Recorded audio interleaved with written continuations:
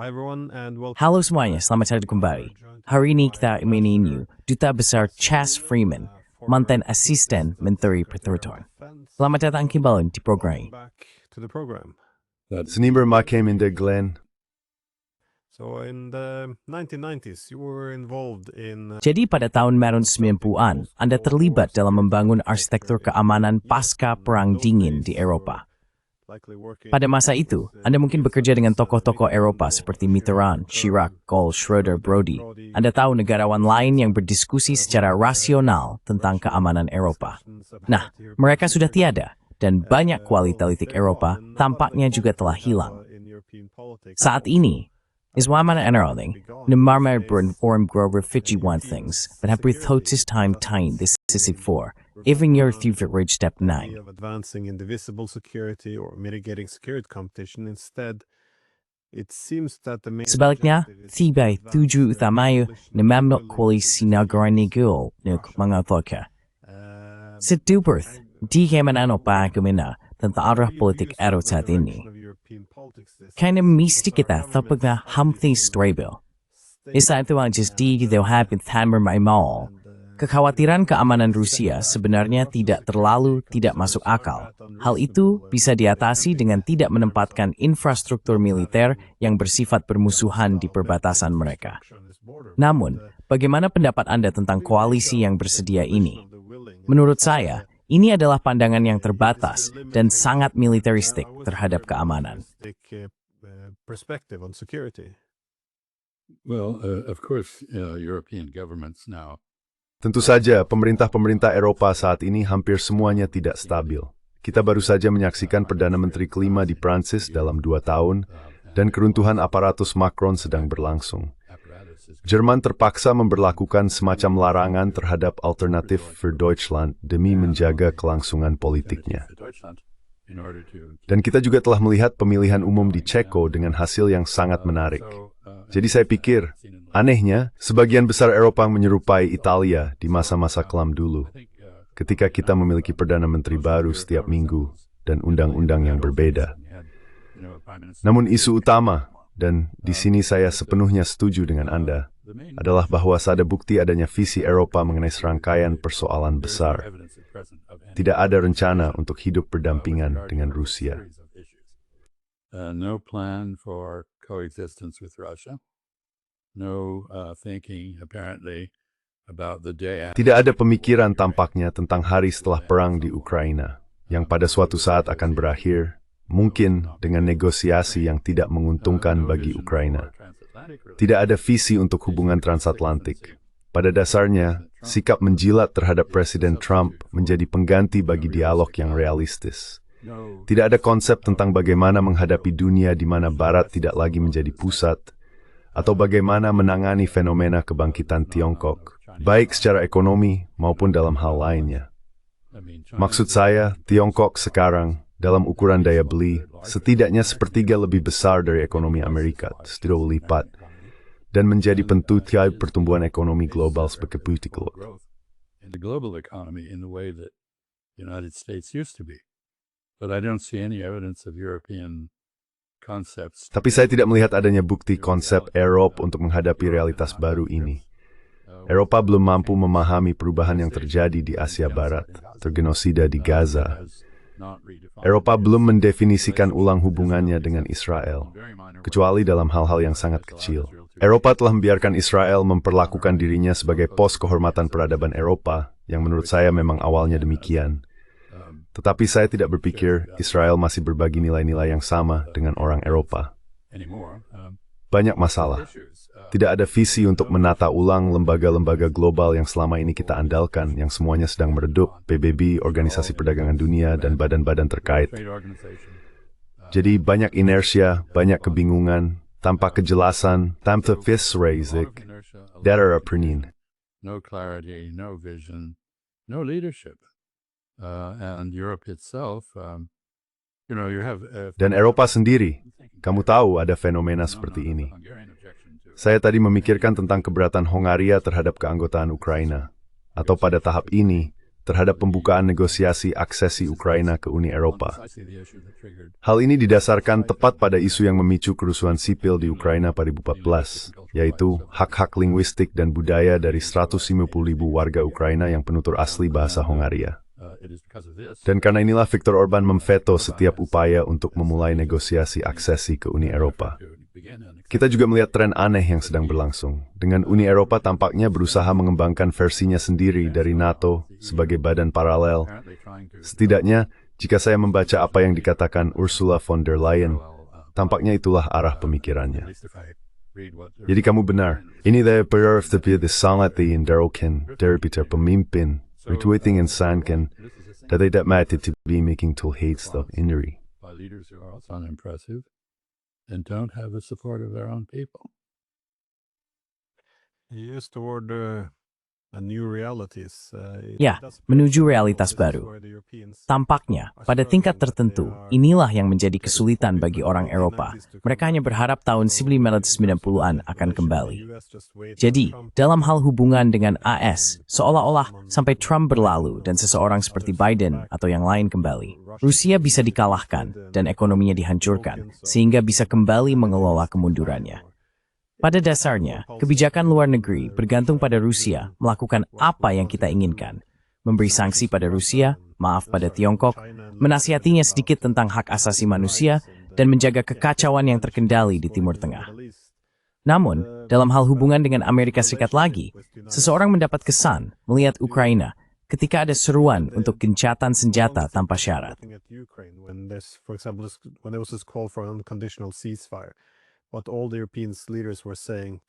Semua pemimpin Eropa mengatakan hal yang sama. Mereka menulis tweet dengan pesan yang hampir identik, bahwa bola sekarang ada di tangan Rusia. Jadi, tujuan utama dari usulan perdamaian itu, yang sebenarnya bukan perdamaian sejati, melainkan perdamaian, adalah untuk mengarahkan kemarahan Trump kepada Rusia, dan berharap hal itu bisa menjadi cara untuk menyatukan kita kembali dengan Amerika. Namun, bagaimana menurut Anda masa depan hubungan Eropa-Amerika? Seperti Narat Smord, Ors Eropa sekedar mengembangkan alternatif untuk NATO. Menurut Anda, apakah NATO bisa bertolak ke sisi ini? Demi pertahanan si jur NATO sudah Survive this, or has NATO had its day in the sun? I don't know the answer to that. I mean, I thought... Saya tidak tahu jawabannya. Maksud saya pikir pada tahun 90-an, yang saya rasa benar dianggap orang dengan rasa nostalgia, orang Eropa dengan sangat sukarela, dan karena kebingungan mereka sendiri mengikuti arahan Amerika Serikat dalam perkembangan NATO. Saya terlibat dalam hal itu, seperti yang Anda sebutkan. Jadi, Partnership for Peace muncul sebagai salah satu dari dua kemungkinan. Entah sebagai jalur menuju perluasan NATO, ketika negara-negara bekas koloni Soviet di Eropa Timur, yang kini merdeka, menyesuaikan struktur politik dan lembaga pertahanan mereka dengan Eropa Barat, yaitu pengawasan parlemen terhadap anggaran pertahanan, tingkat transparansi yang tinggi dalam perencanaan militer dan operasi sipil, serta kepemimpinan militer melalui Kementerian Pertahanan. Semua tradisi ini asing bagi sistem Soviet. Mereka juga harus menguasai 3.000 perjanjian standarisasi atau STANEC, yang menjadikan multinasional beroperasi secara efektif sebagai kesatuan. Operate effectively as a whole, Europeans. Jadi menurut Tauth, orang Eropa stemmer al-Qaeda berantusias menanggapi usulan Amerika itu. Dengan kata lain, ada pemimpinan Amerika dalam kemungkinan restrukturisasi dan pembaruan NATO. Kementerian laut membela unggahan Kaliasa, yang ternyata gagal sejak awal, adalah jalan tengkaman kooperatif di Eropa. Bahwa NATO akan diperluas ke negara yang memiliki rokil supaya wadah pemilik konsultatif Rusia. Dan memang, kami memiliki Dewan NATO di Brussels. Peralatan militer Rusia ditembak Megan Polk dan Man before tour. Things look to be moving in the right direction. A lot of things then went wrong, and banyak hal kemudian berjalan salah. Dan saya pikir orang Eropa sekarang sekali lagi kembali ke posisi mereka ketika Perang Dingin berakhir, tidak yakin apa yang harus dilakukan, dan peran apa yang harus dimainkan NATO dalam semua ini. Saya pikir NATO adalah organisasi yang sangat berguna, karena alasan sederhana bahwa organisasi ini menyediakan seperangkat standar dan forum bersama untuk pasukan tugas militer gabungan dan tindakan dari pihak aliansi transatlantik. NATO bisa menyediakan hal-hal tersebut bagi orang Eropa saja. Dan sebenarnya, saya pikir tidak mustahil membayangkan bahwa Panglima Tertinggi NATO di masa depan overall mengurangi komitmen. As the United States trims its commitments. I note that apparently Saya tahu bahwa tampaknya Pentagon sedang mempertimbangkan strategi pertahanan nasional untuk Amerika Serikat yang pada dasarnya mundur ke belahan bumi barat, dengan tambahan upaya menentang kebangkitan Tiongkok. Secara tidak efektif, saya harus katakan, karena Tiongkok akan bangkit terlepas dari apapun yang kita lakukan. Selama sebagian besar sejarah yang tercatat, Tiongkok adalah masyarakat terbesar, paling teratur, dan paling makmur di planet ini. Jadi tidaklah aneh jika negara itu bangkit kembali setelah jeda 500 tahun dominasi Barat. Namun sekali lagi, saya katakan bahwa orang Eropa yang dulu merupakan penguasa seluruh dunia, kini tampaknya tidak tahu bagaimana menghadapi dunia. Bagaimana menghadapi dunia di mana seperti yang saya katakan, Barat tidak lagi menjadi pusatnya. Jadi saat ini, ada banyak gerakan yang hampir seperti gerakan Brown dalam politik Eropa. almost Brownian motion in European politics at the moment. Well, if, let's say you would get a call. Katakanlah Anda mendapat panggilan dari Washington untuk kembali ke posisi lama Anda sebagai asisten Menteri Pertahanan. Apa rekomendasi Anda? Apa yang bisa dilakukan Eropa saat ini untuk mereformasi arsitektur keamanan Eropa, dan saya kira kembali ke jalurnya? Karena kami merasa bahwa salah satu masalah yang kami hadapi adalah ketidakmampuan untuk, saya kira, menemukan tempat bagi Rusia di meja perundingan di Eropa. Karena tampaknya begitu banyak hal yang dibagi ulang. Benua Infam Pancuim Balseth. And I was reading Prangen Thailand, we began before, where he, with the Prangden, baru dimulai dengan segala ulang garis pembatas di Eropa. Well, redrawing the new dividing lines in Europe, and I think in a deeply divided society. Dan saya pikir, dalam masyarakat yang sangat terbelah, baik itu di Ukraina, Georgia, atau Moldova, menjadi hal yang wajar jika muncul titik-titik panas di mana kita kembali bersaing untuk mendapatkan pengaruh. Dan dalam semua persaingan ini, kita akhirnya tidak hanya menghadapi perang, tetapi juga masalah ekonomi, politik, dan sosial. Tentu saja, tidak semua hal dapat dikaitkan dengan kegagalan membangun arsitektur keamanan yang inklusif. Namun saya rasa, Srlindaktit wislipa porsu benua gitaining samadu Rusia. Amrit importantismo datsi. Imath. With Russia, what else has to be done, you think?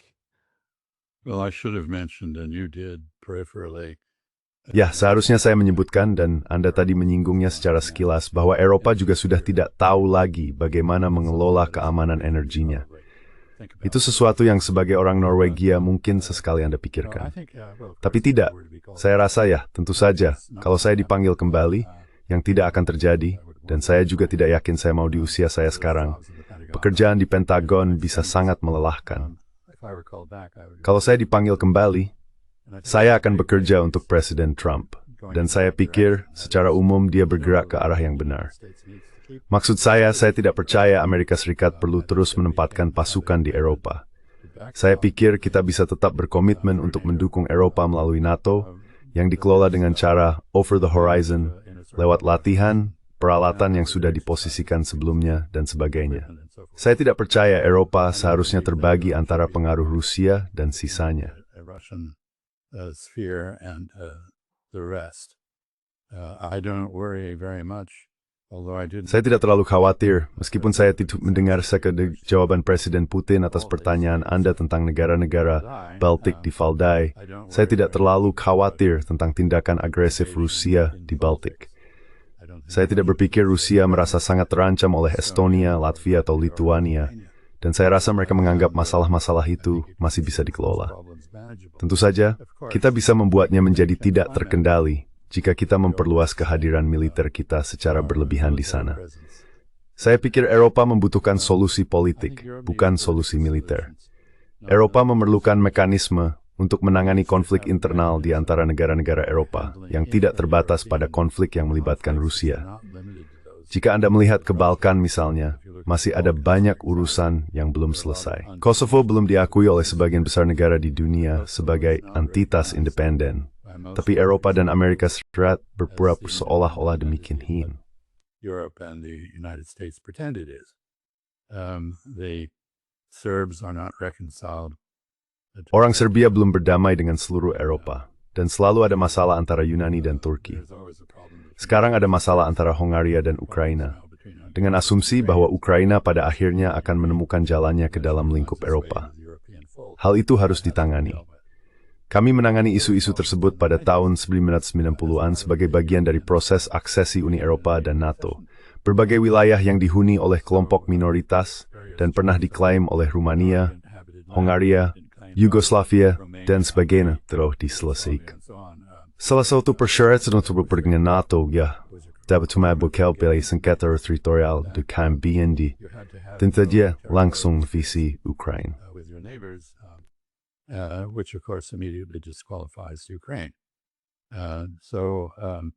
And not just on the grounds of Russian. Dan bukan hanya atas dasar minoritas Rusia, tetapi juga minoritas lain, termasuk orang Hungaria yang telah kita sebutkan. Jadi jika saya ditanya, saya akan mengatakan bahwa Amerika Serikat sebaiknya berdiskusi dengan pihak Eropa mengenai program transisi menuju peran Eropa yang lebih besar dalam pertahanan diri untuk mengurangi beban AS. Saya pikir Presiden Trump sebenarnya menginginkan hal itu. Dan saya akan menekankan pentingnya kembali pada dialog dan interaksi aktif antara Brussel dan Moskow. Saya berharap kita dapat menemukan akhir dari perang di Ukraina yang tetap mempertahankan Ukraina yang cukup besar dan utuh, agar mampu menangani masalah-masalah beratnya, yang dimulai dari kemiskinan dan korupsi, tetapi juga mencakup penerimaan terhadap ideologi fasis dan banderisme, jika boleh dikatakan demikian. And banderism, if you will. So, I would be thinking about a lot of. Jadi saya akan memikirkan banyak hal ini, dan saya tidak akan mencoba memaksakan apapun kepada Eropa, yang menurut saya terkadang menggoda bagi Presiden Trump untuk melakukannya. Saya tidak tahu apakah Anda sudah melihat pembahasan Jens Stoltenberg di The Guardian tentang bagaimana pertemuan pertamanya dengan Trump berlangsung, dan bagaimana Trump hampir meninggalkan NATO. Tapi itu sangat menarik. Ada solus in its break yang melibatkan executive dengan producer dari Chandler, transesama tarin sword, numpang ke deliver detang to the transatlantic. Rearrangement of transatlantic responsibilities. Let me conclude by saying that I felt in 19... Izinkan saya menutup dengan mengatakan bahwa saya merasa pada tahun 1993 dan 1994, ketika saya menyatukan berbagai usulan yang kemudian menjadi kemitraan untuk perdamaian, bahwa Amerika Serikat harus tetap memiliki peran berkelanjutan di Eropa, karena alasan sederhana bahwa Eropa dan Amerika Serikat, Kanada, Amerika Utara, jika Anda mau, merupakan bagian dari zona geostrategis yang sama. Amerika Serikat memiliki kepentingan yang sah terhadap bagaimana orang Eropa mengelola masalah mereka, dan kepentingan yang sah untuk memastikan bahwa mereka memang mengelola masalah tersebut, alih-alih membiarkannya meledak menjadi konflik dan peperangan. Jadi itu jawaban yang panjang, tetapi pandangan dasar saya adalah bahwa tampaknya memang ada penyeimbangan kembali dalam hubungan tersebut.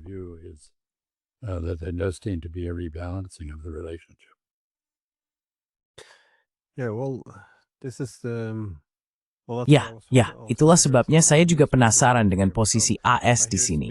Karena saya mendengar hal ini ditafsirkan dengan cara yang sangat berbeda. Beberapa orang melihat Amerika Serikat hanya ingin ada pembagian kerja baru, di mana Eropa mengambil alih upaya penahanan terhadap Rusia. Yang lain berpendapat bahwa Trump hanya ingin keluar sepenuhnya dari NATO dan berhenti berfokus pada Eropa. Namun, setidaknya bagi orang Eropa, saya pikir harapannya adalah bahwa perang di Ukraina akan menjadi sesuatu yang menyatukan kembali kita dengan AS. Pada tahun 2022, bahkan ada pernyataan yang hampir bersifat perayaan, bahwa jika Rusia tidak menginginkan NATO, maka hal ini justru memperkuat NATO untuk beberapa dekade ke depan. Namun sebaliknya, Tampaknya hal ini justru mengarah pada pelemahan yang parah, hingga pada titik di mana, seperti yang Anda katakan, Trump mempertimbangkan untuk benar-benar meninggalkan NATO. Tapi apa sebenarnya tujuan baru AS?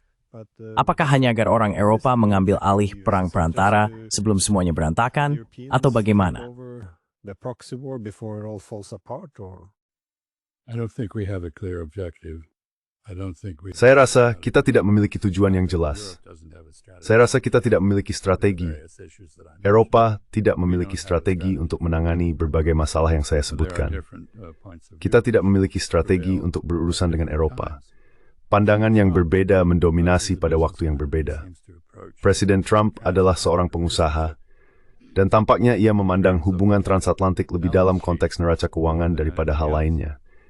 Jadi, dia khawatir Temperatur dasi was smitted hadber besord bosamer dement kemido kopreji bersmo. Tuzai, bukan begitu gesinaten. He desired to brace both the thad more because target. He set various targets over the years. There's a second view, which is the neoconservative view. Ada pandangan kedua, yaitu pandangan neokonservatif yang kadang-kadang diadopsi oleh Trump. Jika Anda melihat catatan Stoltenberg tentang pertemuan pertama Trump dengan NATO, Anda akan menemukan bahwa ia bertanya, mengapa kalian tidak bisa bergabung dengan kami melawan Korea Utara? Jadi ia memandang NATO sebagai pasukan tambahan bagi Amerika Serikat. Saya menggunakan kata itu dengan sengaja karena saya teringat pada Legiun Romawi dan pasukan tambahan yang mereka miliki dari berbagai bangsa barbar yang memiliki kepentingan bersama, atau bisa berperan sebagai tentara bayaran, atau memiliki keahlian khusus dalam satu hal atau lainnya, misalnya pemanah Suriah dan sebagainya. Bagaimanapun, saya pikir adalah pandangan lain. Anyway, I think this is another view, and this goes back to the mistake that Europe. Dan ini kembali pada kesalahan yang dilakukan oleh orang Eropa dan Amerika setelah tahun 1990-an, atau sebenarnya selama tahun 1990-an. Itu merupakan kombinasi antara sikap kemenangan berlebihan, nostalgia terhadap Perang Dingin yang justru menciptakan kembali Perang Dingin di Eropa, penolakan terhadap setiap pendekatan Rusia dengan alasan bahwa hal itu pasti tidak tulus, ketidakpercayaan, dan semua faktor yang secara langsung mengarah pada upaya memperluas NATO secara militer, termasuk dengan melibatkan Ukraina meskipun ditentang oleh Rusia, serta keretakan hubungan dengan Rusia. Kini situasinya telah mencapai titik di mana hampir tidak ada lagi yang berbicara dengan Rusia, kecuali beberapa orang Eropa Timur seperti Robert Fico dan Viktor Orban. Viktor Orban talks to the Russians, and the comfortable relationship that the Finns had. Dan hubungan nyaman yang sebelumnya dimiliki orang Finlandia dengan Moskow, di mana Presiden Finlandia sangat menekankan pentingnya memiliki hubungan baik dengan rekan-rekannya di Rusia, kini telah berakhir, karena Finlandia telah berpihak pada dunia yang memang selalu menjadi bagiannya, yaitu Barat. Dan saya pikir kita memang perlu melihat dalam konteks Ukraina pada contoh Finlandia. Finlandia berhasil menjadi sepenuhnya Barat dalam karakternya. Namun, pada saat yang sama tetap menjaga hubungan baik yang hati-hati dengan tetangganya, Rusia, meskipun sebelumnya telah kehilangan banyak wilayah kepada tetangga itu pada awal abad ke-20. Jadi kita perlu menemukan kembali sebagian dari sejarah kita sendiri. Dan bagian dari hal itu, seperti yang sudah pernah saya katakan di acara Anda, adalah bahwa tidak mungkin ada stabilitas di Eropa jika Rusia dikecualikan dari peran yang disepakati. Russia from an agreed role. You can't have stability if you exclude any great. Anda tidak bisa memiliki stabilitas jika Anda mengecualikan kekuatan besar manapun dalam konstelasi Eropa dari peran yang semestinya.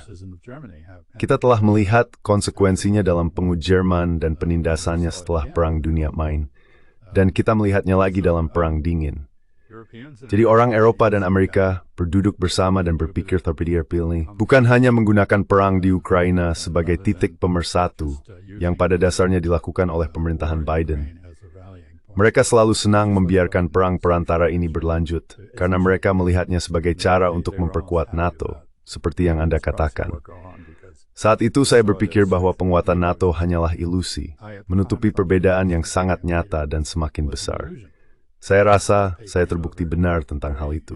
Growing differences. I think I turned out to be right about that.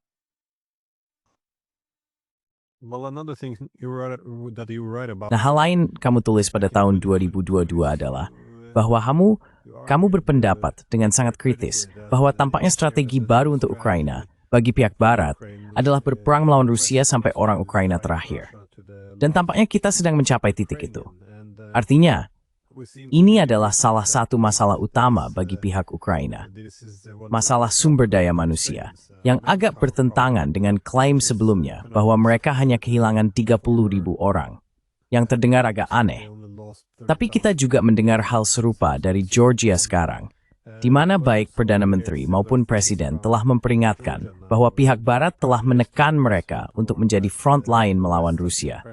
Dan bahwa mereka itu omkes tu amenikawur think menor ls apafatam bersover tengward bering nover kemens. Having this NGOs trying to topple their government, but on this issue of fighting. Namun, dalam isu tentang berjuang sampai orang Ukraina terakhir, mantan penasihat Zelensky, Alexei Arestovich, pada tahun 2019, ia memberikan sebuah wawancara yang saya rasa semua orang sudah pernah lihat, di mana ia berpendapat bahwa, ya, kita seharusnya berperang dengan Rusia. Ini adalah harga yang harus kita bayar untuk bergabung dengan NATO, dan kita akan menang. Menurut kata-katanya, itu akan menjadi sesuatu yang keren. Namun sekarang, tentu saja, jika kita maju ke tahun 2025, ia memberikan wawancara minggu ini, di mana ia mengatakan bahwa jika ia menjadi presiden Ukraina, tujuan utamanya adalah pergi ke Moskow dan berjanji kepada Rusia bahwa Ukraina tidak akan lagi menjadi ancaman bagi Rusia, yakni sebagai perpanjangan tangan Barat. Ia juga mengatakan bahwa ia harus menerima beberapa konsesi teritorial agar tidak kehilangan lebih banyak wilayah. And it's the strength the team attack through wases. Restoring language rights, religious rights, and given that the Gallup polls show. Dan mengingat bahwa jajak pendapat Gallup menunjukkan, ya, yang terakhir saya lihat, 69% warga Ukraina menginginkan negosiasi segera. Tampaknya dia jauh lebih mewakili rakyat Ukraina dibandingkan Tuan Zelensky. Namun, jika kita menerjemahkannya ke dalam konteks Eropa, itu tetap berarti kita tidak bisa melawan diplomasi apapun dengan Rusia. Kita harus terus mengirim senjata seperti biasa, tetapi juga meningkatkan konfrontasi. Ya, maksud saya adalah bagaimana pendapat Anda tentang bahasa yang semakin memanas dari pihak Eropa belakangan ini? Karena pertama, kita mengatakan bahwa Rusia mengacaukan penerbangan Ursula von der Leyen yang ternyata palsu. Lalu kita melihat semua drone di bandara dan semua orang berteriak, Rusia datang! Rusia datang!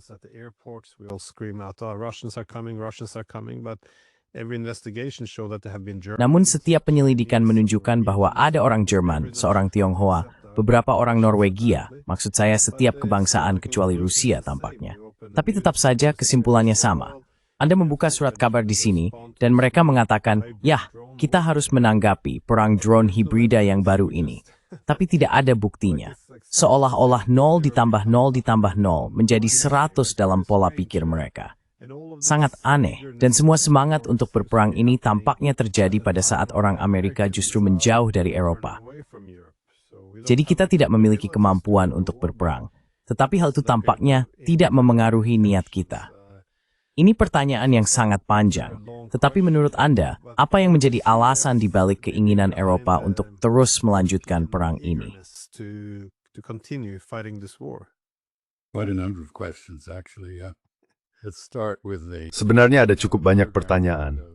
Mari kita mulai dengan program yang dijalankan oleh Volodymyr Zelensky, kampanye yang ia jalankan untuk menjadi presiden, di mana ia memiliki misi perdamaian yang persis sama seperti yang sedang Anda jelaskan sekarang.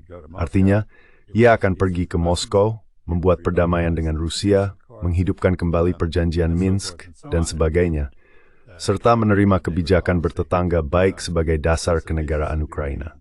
Tidak butuh waktu lama, sekitar 6 minggu saya kira, sebelum ia kewalahan oleh kaum ultranasionalis Ukraina Barat dari berbagai kalangan, orang-orang yang sebelumnya disebut neo-Nazi oleh semua pihak sampai mereka menjadi alat untuk melawan Rusia. Pada titik itu mereka dimuliakan dan dianggap suci.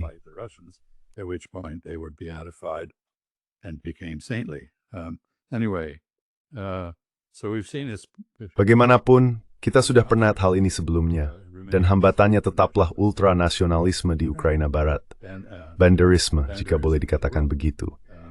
Itulah warisan fasis, pro-Nazi, dan anti-Rusia dari masa lalu Ukraina, yang terutama berakar di wilayah yang tidak pernah menjadi bagian dari Kekaisaran Rusia sampai Stalin memasukkannya. Sebelumnya, wilayah itu merupakan bagian dari Kekaisaran Austria-Hongaria, atau memiliki hubungan dengan Polandia dalam beberapa bentuk. Jadi ini adalah masalah internal Ukraina.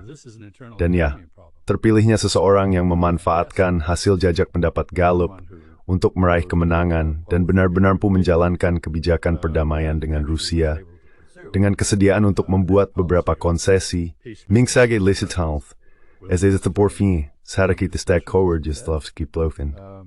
Is precisely how we get out of the mess that we've made. But the question that you have to ask is, namun pertanyaan yang harus Anda ajukan adalah, berapa lama umur seseorang yang menyerukan perdamaian di Ukraina melawan pandangan yang sangat keras, meskipun minoritas? Berapa lama umur seseorang yang menentang eminis dan bagian dari kalangan pemerintahan Amerika yang tidak sependapat dengan Presiden Trump, tetapi ingin melanjutkan perang? Saya tahu bagaimana hal itu akan diselesaikan. Namun patut dicatat bahwa sebelum Zelensky berubah haluan, desnal sword growth semen mangbro growth lagi ekskor lawannya.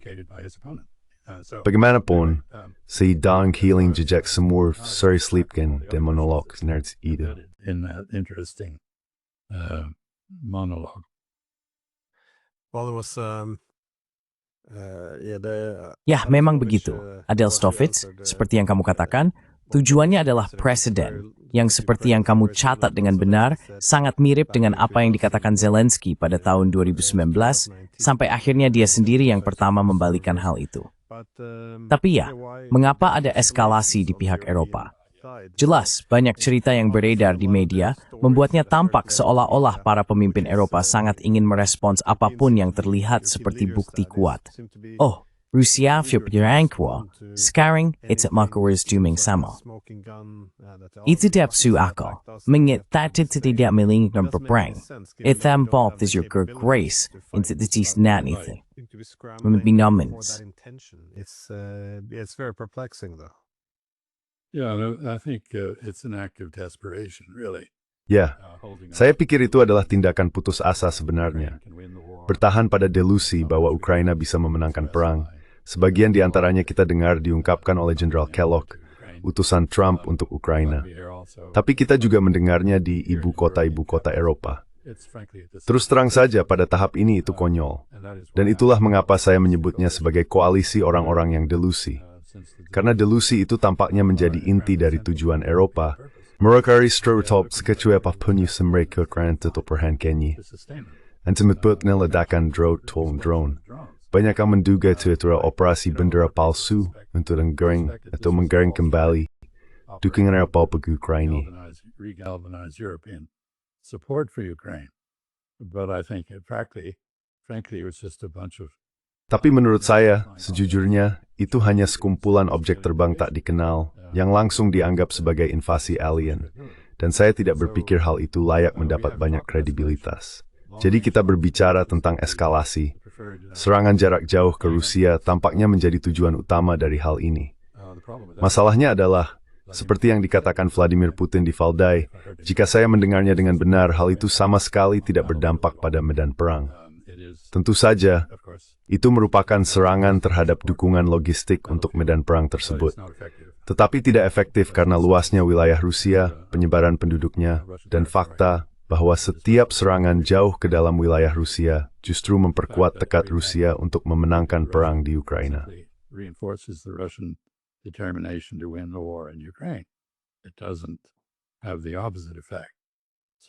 Itu tidak memiliki efek sebaliknya. Jadi hal itu justru menjadi kontraproduktif dalam hal menghancurkan moral Rusia dan memicu Rusia untuk meninjau kembali tujuan mereka. Rusia telah sangat konsisten dengan tujuan mereka. Mereka sebenarnya tidak banyak mengubahnya sejak pertama kali menyatakannya. Jadi menurut saya terus terang pembicaraan tentang eskalasi hanyalah omong kosong. Seperti yang Anda katakan, Tidak ada kemampuan, itu tidak bisa menyelesaikan masalah. Itu tidak memberikan tekanan yang efektif pada Rusia, dan juga memberikan tekanan apapun pada Ukraina, yang juga membutuhkan sedikit ketegasan jika kita ingin mencapai kesimpulan dalam perang ini.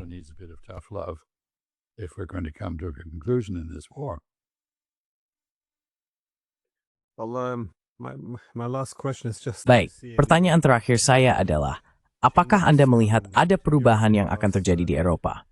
Karena bisa dibilang, pada awal perang, masuk akal bagi semua pihak untuk bersatu di bawah narasi bersama, perjuangan antara kebaikan dan kejahatan. Pada dasarnya, ini seperti memutar ulang Perang Dunia Kedua di benak kita, dengan Putin berperan sebagai Hitler dan Stalin, serta Zelensky sebagai Churchill. Ini adalah narasi yang rapi, yang memastikan setiap upaya diplomasi dianggap sebagai bentuk penenangan, dan bahwa perdamaian hanya bisa dicapai dengan mengalahkan musuh di medan perang. Itulah yang selalu menjadi dasar dari propaganda politik. Tapi apa yang terjadi jika Anda kalah perang? Atau ada kebutuhan untuk memulai diplomasi?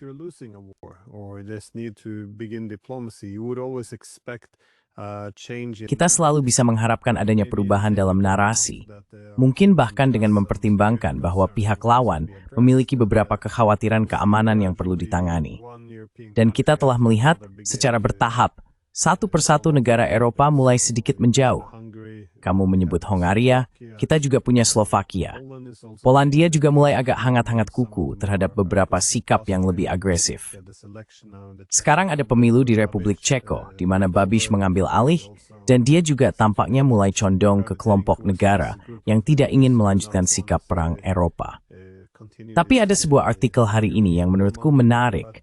Artikel itu membahas tentang Angela Merkel.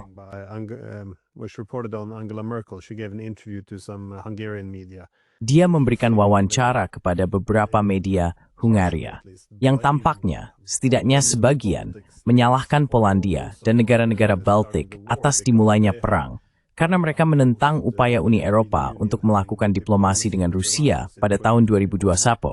Pada saat Rusia memperingatkan bahwa seperti yang kita tahu, kita memerlukan penyelesaian politik jika tidak akan terjadi perang. Maksud saya tidak mengatakan bahwa dia benar tentang hal ini, tetapi menarik bahwa tampaknya ada beberapa pergeseran dalam narasi. Tentu saja semua ini terjadi pada saat yang sama ketika kita kurang lebih menyerukan perang dengan Rusia. Jadi bukan seolah-olah Eropa sedang belajar damai kembali. Tapi bagaimana pendapatmu tentang hal ini? Apakah kamu melihat ada perubahan suasana atau tidak benar-benar?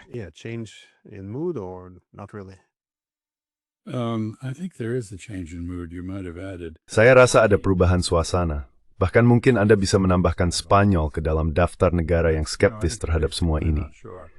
Tapi, Anda tahu, saya pikir intinya, meskipun ada Chas Freeman, saya tidak yakin bahwa kita harus menyalahkan negara-negara Baltik atas sikap ideologis dan kegagalan diplomasi. Saya menghabiskan 30 tahun sebagai diplomat. Diplomat adalah kaum realis yang berusaha menyelesaikan masalah dengan cara-cara selain perang. Kadang-kadang kita bisa menggunakan kekuatan militer sebagai penopang, tetapi unsur dasar diplomasi mencakup tepat seperti yang Anda katakan, yaitu adanya empati terhadap pihak lain. Bukan simpati, bukan persetujuan, tetapi pemahaman tentang mengapa pihak lain dalam suatu sengketa mengambil posisi tertentu, agar kita dapat mengakhiri atau menyiasati sengketa tersebut.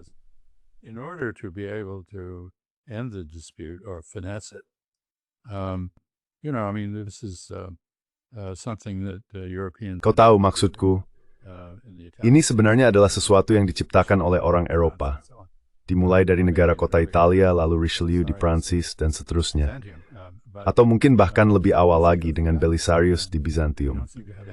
Tapi tampaknya kita sudah melupakannya. Kita seolah tidak punya kemampuan untuk berdialog. Tidak ada empati, tidak ada upaya untuk mencapai kesepahaman.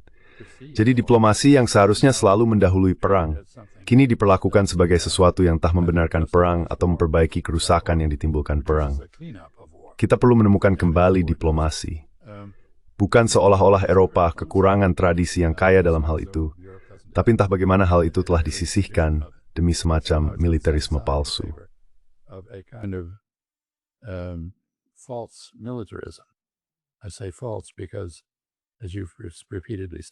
Saya mengatakan salah karena Seperti yang telah Anda nyatakan berulang kali dengan benar, Eropa tidak memiliki kemampuan militer untuk melakukan apa yang diancamkannya. Dan kita mengalami hal yang aneh bahwa Rusia, melalui sosok Sergei Lavrov dan staf senior yang sangat profesional di Kementerian Luar Negeri di Moskow, sedang mempraktikkan diplomasi, mampu melakukannya, dan telah menggunakannya dengan baik untuk mengarahkan kembali orientasi Rusia menjauh dari Eropa. Jared, Brutobas-Kapten voor Brusier dit Mooibert, Geslagen Tories Gun Drowerton Jet, Lathka Free. West Asia toward Africa. Europe is sort of unilaterally. Eropa seolah-olah telah melucuti diri sendiri secara sepihak di bidang diplomasi. Sangat sulit dipahami, saya setuju. Dan saya pikir hal ini tidak bisa terus berlanjut. Penyebutan Hongaria, Slovakia, Ceko, Anda bisa menambahkan Irlandia dan Spanyol di Uni Eropa. Semuanya menunjukkan bahwa upaya menutupi perbedaan di antara orang Eropa dalam isu-isu ini semakin menipis. Saya teringat pada apa yang dikatakan oleh investor besar Warren Buffett. Ketika air surut, "Amane bisuedevere sevig rubsediu, dan samkinrai skors kebara maler, ang putin memberdout kalna baik tingkat semeral benaptep senjata. Serasa or eofakang port fudju." I think Europeans are going to be revealed to be poseur. Yeah, this I think Ya, saya pikir mempertaruhkan segalanya pada perang ini adalah kesalahan besar. Bukan hanya kerugian kemanusiaan dan kehancuran di Ukraina dan Rusia, tetapi juga bagi Eropa. Penurunan ekonomi, hilangnya modal politik.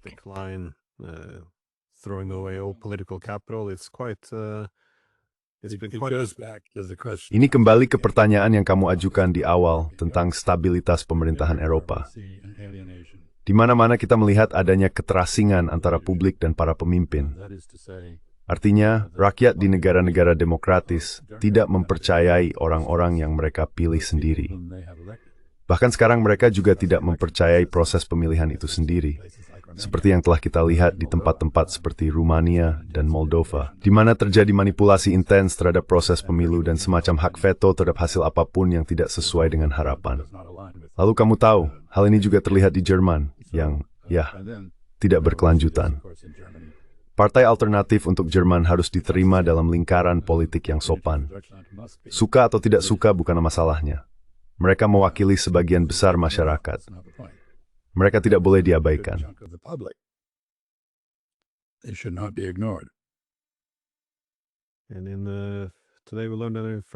Dan hari ini, kita mengetahui bahwa di Prancis, Perdana Menterinya mengundurkan diri, lagi setelah kurang dari sebulan berkuasa. Jadi memang, saya pikir ada krisis legitimasi di kalangan elit politik di seluruh Eropa. Dan sulit untuk berargumen bahwa hal ini bukan disebabkan oleh perang dan kondisi ekonomi.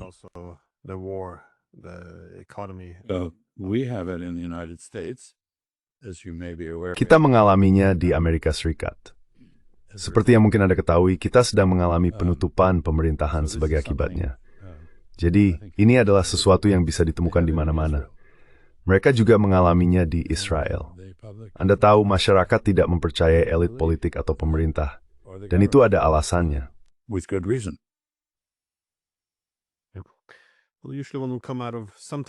Biasanya, seseorang keluar dari krisis politik dengan posisi yang lebih kuat.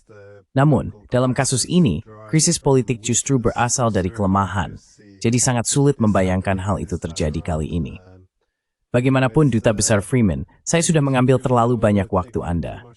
Terima kasih banyak telah begitu dermawan meluangkan waktu. Baik, terima kasih. Pithu Hathring.